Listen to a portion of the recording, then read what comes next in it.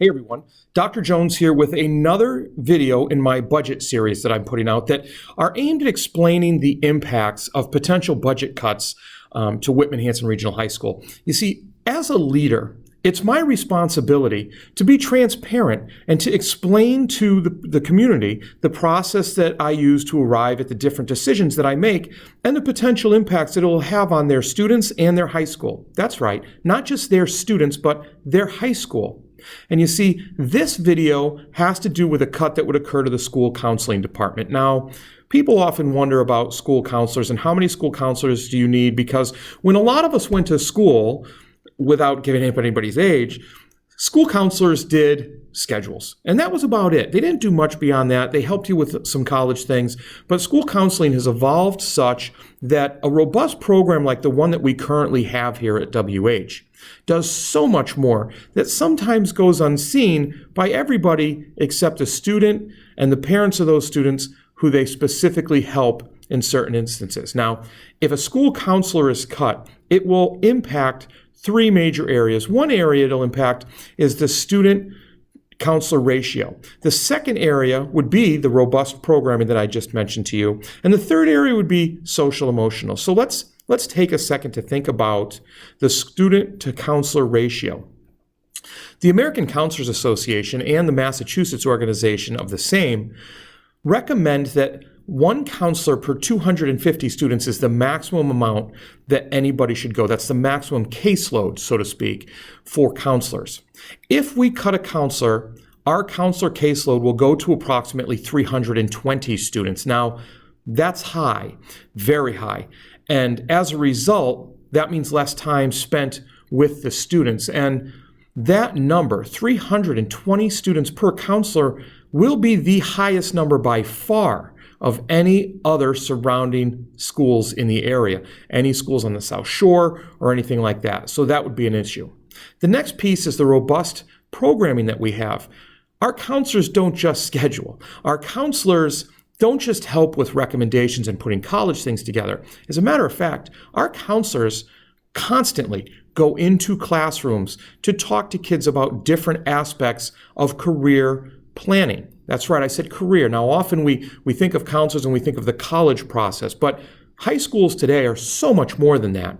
And specifically, WH has taken the steps to make a robust program by joining the MyCAP professional development series. And this is something I was lucky enough to sit in on with our director of counseling, a counselor, and another teacher, because it's designed at infusing the counseling lessons and the counseling pieces into classrooms so that when we roll this out, as we have been doing, you may have seen some of it on Twitter or social media, hashtag Panther Pathways. It's designed to have kids from freshman year start building through interest inventories and through different projects and tasks, building their interest and what they want to do once they leave the high school. You see, it's not always about college now, it's also about career. So we want each of our students to be prepared for what they want to do, whether it's college, whether it's a career in the trades, or whether it's the military.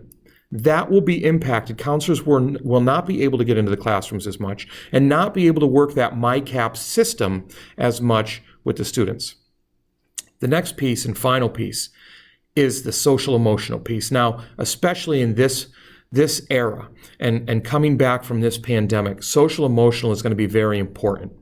And counselors are often the first line of defense against these social emotional issues. You see, a student goes into a counselor that's maybe having a problem of some sort.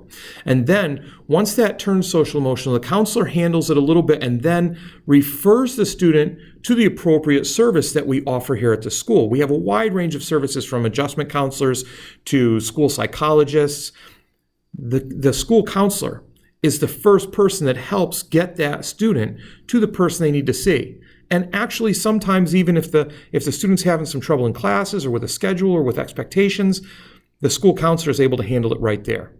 With a caseload of 320 students, that will be much harder. And counselors will be able to spend that much less time with students, because social emotional issues, as we all know and can easily understand, are difficult. They're often complicated, and they take a lot of time to deal with. So my thinking behind all of this, because as you're listening to this, you can realize that this is a pretty serious cut. But my thinking behind this is that instead of cutting an adjustment counselor, one of those second lines, I decided to keep the adjustment counselor. My thinking behind the school counselor piece is also, and I hate to go to this, but it's true, in those other academic subjects where we're held to high standards by the state, we can't have any larger class sizes.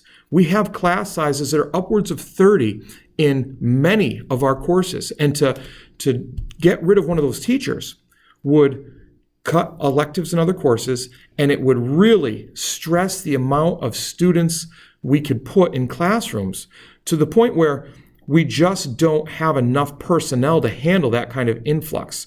So logically, the cut has to come from an area that doesn't have that many students in front of them at that time. That doesn't make them any less important. Counselors are one of the most important individuals in the school because they help students with SEL issues. They help students figure out what they want to do once they leave these walls. And just a ratio that is so far above the recommended 250 at 320 is difficult to deal with. Unfortunately, those are the difficult choices that we face. So once again, I just went over those three areas. I'm not going to go over them again for you. I think you understand them. And again, my reasoning is the idea that we don't have enough personnel to handle cutting a teacher that has that many students in front of them at once. And the mandates put on us from the state and the pressure from the state as far as academic subjects go. So that's that for the cut in the counseling department. I really thank you for taking the time to watch these. I know sometimes they might be a little long-winded. I'm trying to keep them short and digestible. Please, if you have any questions, reach out to me on social, email me, anything. I'd be happy to discuss any of these decisions with you. And also, if you've missed any of these, because we've had a couple, and there are going to be a couple more, please check them out. They're on my social media. I have them on YouTube where they live. You can go back and look at them. Thanks. I appreciate you taking the time to be informed. You have a great day.